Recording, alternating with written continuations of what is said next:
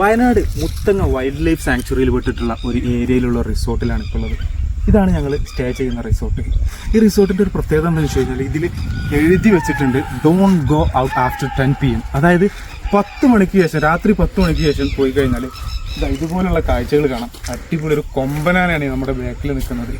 ഒരു കിഡിൽ and peaceful ambience of ചെയ്യുന്ന ഒരു സൂപ്പർ റിസോർട്ടാണിത്.